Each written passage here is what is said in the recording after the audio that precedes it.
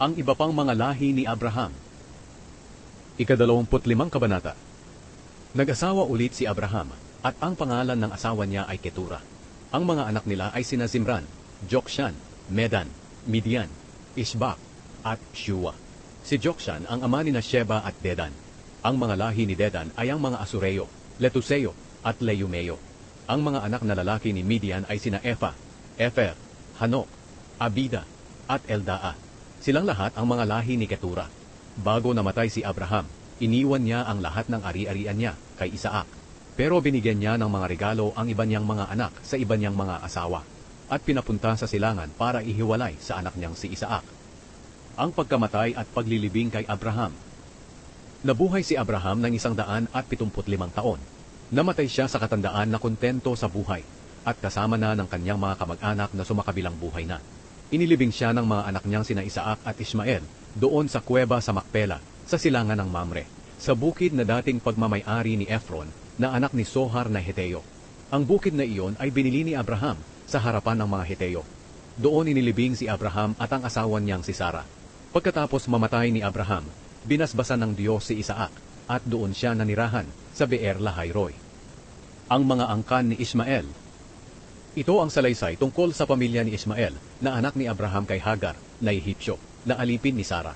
Ito ang mga pangalan ng mga anak ni Ismael mula sa pinakamatanda: Nebayot, Kedar, Adbeel, Mibsam, Mishma, Duma, Masa, Hadad, Tema, Jetur, Nafis, at Kedema. Sila ang mga anak ni Ismael at naging pinuno ng 12 niyang angkan. Ang mga pangalan nila ay ang ipinangalan sa iba't ibang lugar na kanilang tinitirhan. Nabuhay si Ismael ng 137 taon. Namatay siya at kasama na ng kanyang mga kamag-anak na sumakabilang buhay na. Tumira ang mga angkan niya sa mga lugar na galing sa Havila hanggang sa Shur, sa silangan ng Ehipto na papunta sa Assyria. Kinalaban nila ang lahat ng kamag-anak nila na mga lahi ni Isaac. Ipinanganak sina Esau at Jacob. Ito ang salaysay tungkol sa pamilya ni Isaac na anak ni Abraham. Si Isaac ay 40 taong gulang nang napangasawa niya si Rebeka na anak ni Betuel na Arameo na taga-Padan Aram. Si Rebeka ay kapatid ni Laban na Arameo rin. Dahil baog si Rebeka, nanalangin si Isaac sa Panginoon na magkaanak ito. Tinugon ng Panginoon ang dalangin niya. Kaya nagbuntis si Rebeka. Naramdaman niya na nagtutulakan ang kambal na sanggol sa loob ng kanyang tiyan. Sinabi ni Rebeka, "Kung ganyan lang ang mangyayari sa kanila pagdating ng panahon, mabuti pang mamatay na lang ako."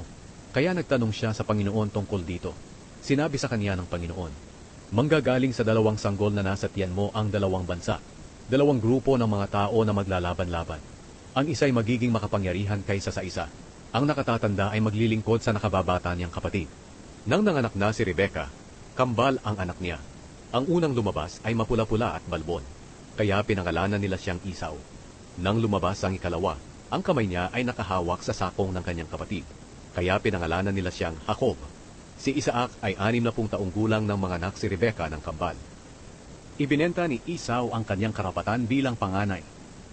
Nang lumaki na ang 2 sanggol, naging maliksing mga ngaso si Esau at palagi lang siya sa bukid, habang si Jacob naman ay tahimik na tao at palaging nasa loob ng mga tolda. Mas nagustuhan ni Isaac si Esau dahil mahilig siyang kumain ng mga ipinangaso ni Esau, pero si Jacob naman ay mas nagustuhan ni Rebeka. Isang araw habang nagluluto si Jacob ng sabaw, dumating si Esau galing sa pangangaso na gutom na gutom. Sinabi niya kay Jacob, "Pakiusap, bigyan mo nga ako ng niluluto mong mapula-pulang sabaw dahil gutom na ako."